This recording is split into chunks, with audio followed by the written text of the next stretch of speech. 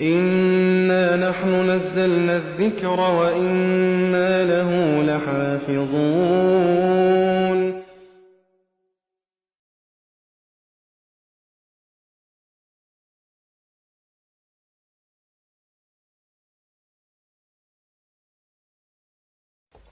The books of the New Testament were all written in Greek. They were all written in the first century of the Common Era.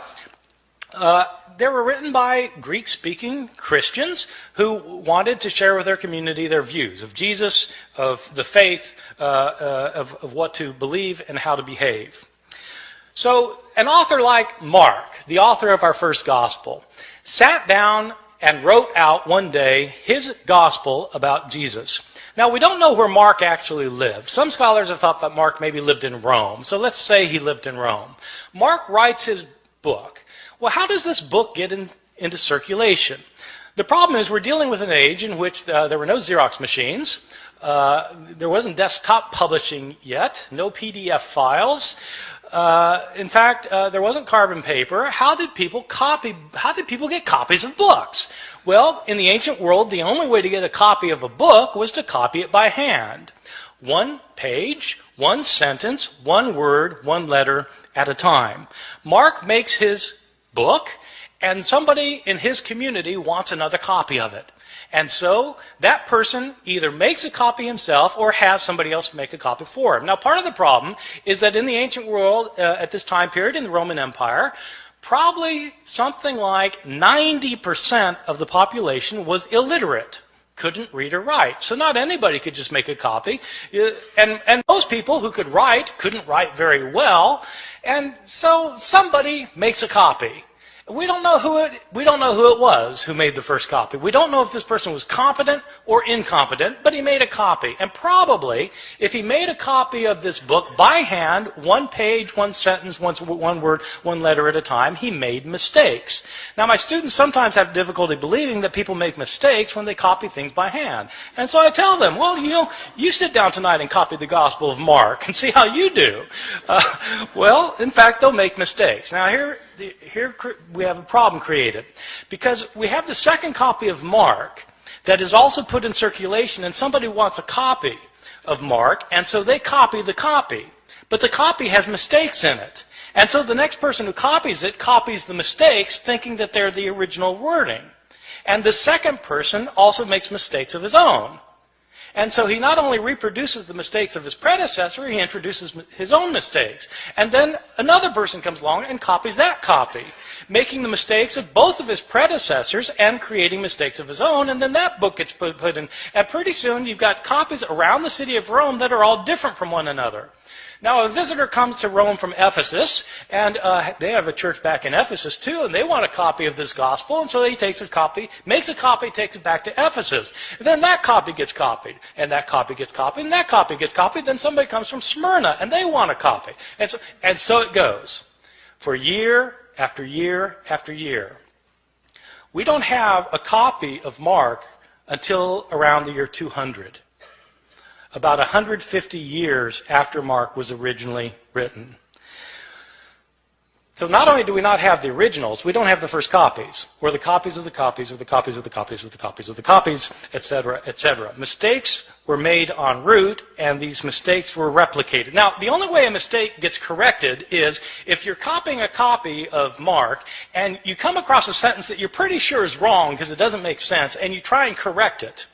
And so you correct it to say something other than what it says. The problem is there's no guarantee that you will correct the mistake correctly, right? You might correct the mistake incorrectly, in which case you've got three forms of the text: the original text, the mistake, and the mistaken correction of the mistake. And so it goes on for year after year, decade after decade. The originals end up getting lost. They get lost. They're either worn out of existence, or people figure, well, we don't need this. I've got a brand new copy of it, and so they throw it away. And all of the books of the New Testament, all 27 books, experience the same fate.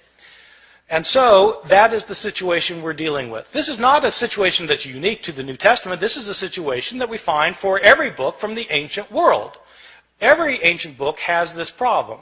The problem is exacerbated with the New Testament simply because the New Testament has come to be revered as Scripture, and also because, as it turns out, we have more copies of the New Testament than of any other book from the ancient world.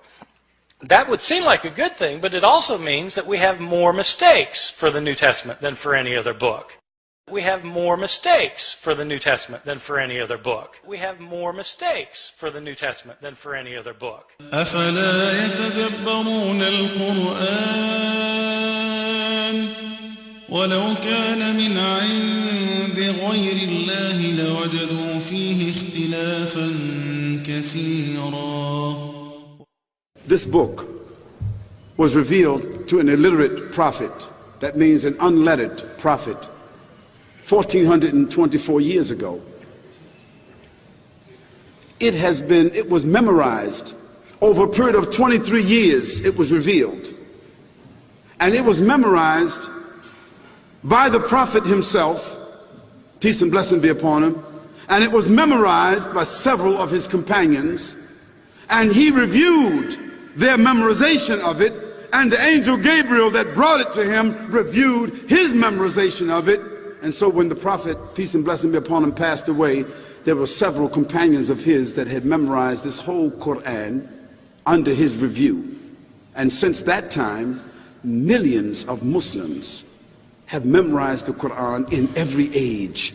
And I almost guarantee you that there's probably at least 2 or 3 or 4 Muslims in this gathering here that have memorized this whole Quran or the greater portion of it.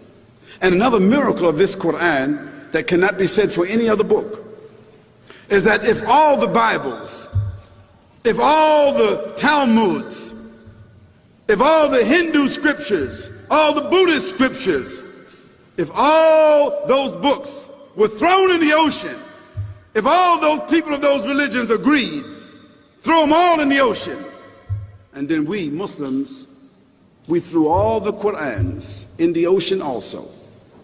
The Quran is the only one that in a matter of a day or 2 would be brought right back because it has been memorized from cover to cover.